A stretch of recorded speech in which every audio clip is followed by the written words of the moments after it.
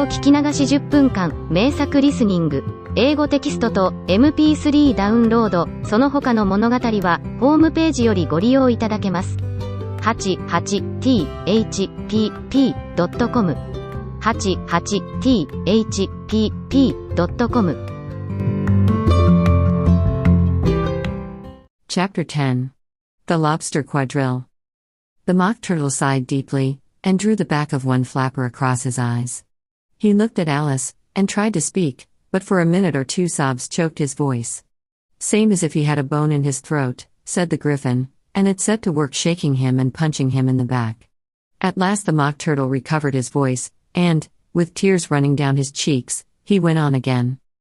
"You may not have lived much under the sea, I haven't," said Alice, "and perhaps you were never even introduced to a lobster." Alice began to say "I once tasted," but checked herself hastily, and said "No, never, so you can have no idea what a delightful thing a lobster quadrille is."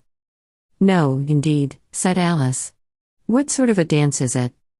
"Why," said the Griffin, "you first form into a line along the seashore." "2 lines," cried the Mock Turtle. "Seals, turtles, salmon, and so on, then, when you've cleared all the jellyfish out of the way." "That generally takes some time," interrupted the Griffin. "You advance twice?" "Each with a lobster as a partner," cried the Griffin. "Of course," the Mock Turtle said, "advance twice, set to partners. Change lobsters, and retire in same order," continued the Griffin. "Then, you know," the Mock Turtle went on, "you throw the lobsters," shouted the Griffin, with a bound into the air. "As far out to sea as you can. Swim after them," screamed the Griffin. "Turn a somersault in the sea," cried the Mock Turtle, capering wildly about. "Change lobsters again," yelled the Griffin at the top of its voice. "Back to land again, and that's all the first figure," said the Mock Turtle, suddenly dropping his voice, and the two creatures, who had been jumping about like mad things all this time, sat down again very sadly and quietly, and looked at Alice. "It must be a very pretty dance," said Alice timidly. "Would you like to see a little of it?" said the Mock Turtle. "Very much indeed," said Alice. "Come, let's try the first figure," said the Mock Turtle to the Griffin. "We can do without lobsters, you know. Which shall sing?" "Oh, you sing," said the Griffin. "I've forgotten the words." So they began solemnly dancing round and round Alice, every now and then treading on her toes when they passed too close, and waving their forepaws to mark the time, while the Mock Turtle sang this, very slowly and sadly. "Will you walk a little faster?" said a whiting to a snail.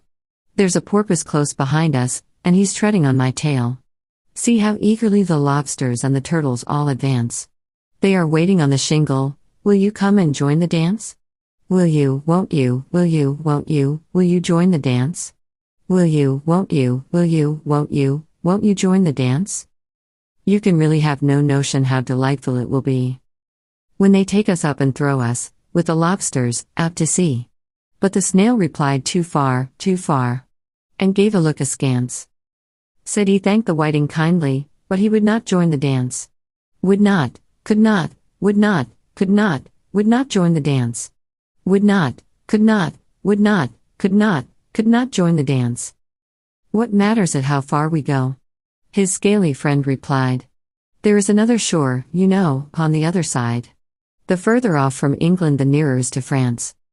Then turn not pale, beloved snail, but come and join the dance. Will you, won't you, will you join the dance? Will you, won't you, will you join the dance?" "Thank you. It's a very interesting dance to watch," said Alice, feeling very glad that it was over at last, "and I do so like that curious song about the whiting." "Oh, as to the whiting," said the Mock Turtle, you've seen them, of course?" "Yes," said Alice, "I've often seen them at Din." She checked herself hastily. "I don't know where Din may be," said the Mock Turtle, "but if you've seen them so often, of course you know what they're like." "I believe so," Alice replied thoughtfully. "They have their tails in their mouths, and they're all over crumbs." "You're wrong about the crumbs," said the Mock Turtle. "Crumbs would all wash off in the sea. But they have their tails in their mouths, and the reason is," here the Mock Turtle yawned and shut his eyes, "tell her about the reason and all that," he said to the Griffin. "The reason is," said the Griffin, that they would go with the lobsters to the dance. So they got thrown out to sea. So they had to fall a long way. So they got their tails fast in their mouths. So they couldn't get them out again. That's all. Thank you, said Alice, it's very interesting. I never knew so much about a whiting before. I can tell you more than that, if you like, said the Griffin. Do you know why it's called a whiting? I never thought about it, said Alice. Why? It does the boots and shoes, the Griffin replied very solemnly. Alice was thoroughly puzzled. Does the boots and shoes? She repeated in a wondering tone. Why, what are your shoes done with? Said the Griffin. I mean, what makes them so shiny? Alice looked down at them, and considered a little before she gave her answer. They're done with blacking, I believe. Boots and shoes under the sea, the Griffin went on in a deep voice, are done with a whiting. Now you know. And what are they made of? Alice asked in a tone of great curiosity. Soles and eels, of course, the Griffin replied rather impatiently. Any shrimp could have told you that. If I'd been the whiting, said Alice, whose thoughts were still running on the song, I'd have said to the porpoise, keep back, please, we don't want you with us. They were obliged to have him with them, the Mock Turtle said. No wise fish would go anywhere without a porpoise. Wouldn't it really? Said Alice in a tone of great surprise. Of course not, said the Mock Turtle. Why, if a fish came to me, and told me he was going a journey, I should say with what purpose. Don't you mean purpose? Said Alice. I mean what I say, the Mock Turtle replied in an offended tone. And the Griffin added, come, let's hear some of your adventures. I could tell you my adventures, beginning from this morning, said Alice a little timidly, but it's no use going back to yesterday, because I was a different person then. Explain all that, said the Mock Turtle. No. The adventures first, said the Griffin in an impatient tone. Explanations take such a dreadful time. So Alice began telling them her adventures from the time when she first saw the White Rabbit. She was a little nervous about it just at first. The two creatures got so close to her, one on each side, and opened their eyes and mouths so very wide, but she gained courage as she went on. Her listeners were perfectly quiet till she got to the part about her repeating "you are old, Father William," to the caterpillar, and the words all coming different, and then the Mock Turtle drew a long breath, and said, that's very curious. It's all about as curious as it can be, said the Griffin. It all came different. The Mock Turtle repeated thoughtfully. I should like to hear her try and repeat something now. Tell her to begin. He looked at the Griffin as if he thought it had some kind of authority over Alice. Stand up and repeat, 'tis the voice of the sluggard, said the Griffin. How the creatures order one about, and make one repeat lessons. Thought Alice, I might as well be at school at once. However, she got up and began to repeat it, but her head was so full of the lobster quadrille, that she hardly knew what she was saying, and the words came very queer indeed. 'Tis the voice of the lobster, I heard him declare. You have baked me too brown, I must sugar my hair. As a duck with its eyelids, so he with his nose trims his belt and his buttons, and turns out his toes. Later editions continued as follows. When the sands are all dry, he is gay as a lark, and will talk in contemptuous tones of the shark. But, when the tide rises and sharks are around, his voice has a timid and tremulous sound. That's different from what I used to say when I was a child, said the Griffin. Well, I never heard it before, said the Mock Turtle, but it sounds uncommon nonsense. Alice said nothing. She had sat down with her face in her hands, wondering if anything would ever happen in a natural way again.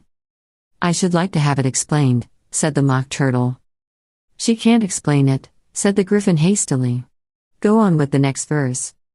But about his toes? The Mock Turtle persisted. How could he turn them out with his nose, you know? It's the first position in dancing? Alice said, but was dreadfully puzzled by the whole thing, and longed to change the subject. Go on with the next verse, the Griffin repeated impatiently. It begins, I passed by his garden. Alice did not dare to disobey, though she felt sure it would all come wrong, and she went on in a trembling voice. I passed by his garden, and marked, with one eye, how the owl and the panther were sharing a pie. Later editions continued as follows. The panther took pie crust, and gravy, and meat, while the owl had the dish as its share of the treat. When the pie was all finished, the owl, as a boon, was kindly permitted to pocket the spoon, while the panther received knife and fork with a growl, and concluded the banquet. What is the use of repeating all that stuff? The Mock Turtle interrupted, if you don't explain it as you go on. It's by far the most confusing thing I ever heard. Yes, I think you'd better leave off, said the Gryphon, and Alice was only too glad to do so. Shall we try another figure of the lobster quadrille? The Gryphon went on. Or would you like the Mock Turtle to sing you a song? Oh, a song, please, if the Mock Turtle would be so kind, Alice replied, so eagerly that the Gryphon said, in a rather offended tone, No accounting for tastes. Sing her turtle soup, will you, old fellow? The Mock Turtle sighed deeply, and began, in a voice sometimes choked with sobs, to sing this. Beautiful soup, so rich and green, waiting in a hot tureen. Who for such dainties would not stoop? Soup of the evening, beautiful soup. Soup of the evening, beautiful soup. Bo, beautiful soup. Bo, beautiful soup. Soup of the evening. Beautiful, beautiful soup. Beautiful soup. Who cares for fish, game, or any other dish? Who would not give all else for 2p? Pennyworth only of beautiful soup? Pennyworth only of beautiful soup? Bo, beautiful soup. Bo, beautiful soup. Soup of the evening. Beautiful, beautiful soup. Chorus again, cried the Gryphon, and the Mock Turtle had just begun to repeat it, when a cry of the trial's beginning was heard in the distance. Come on, cried the Gryphon, and, taking Alice by the hand, it hurried off, without waiting for the end of the song. What trial is it? Alice panted as she ran, but the Gryphon only answered come on, and ran the faster, while more and more faintly came, carried on the breeze that followed them, the melancholy words. Soup of the evening. Beautiful, beautiful soup. 英語聞き流し10分間、名作リスニング。英語テキストと MP3 ダウンロード、その他の物語は、ホームページよりご利用いただけます。88thpp.com 88thpp.com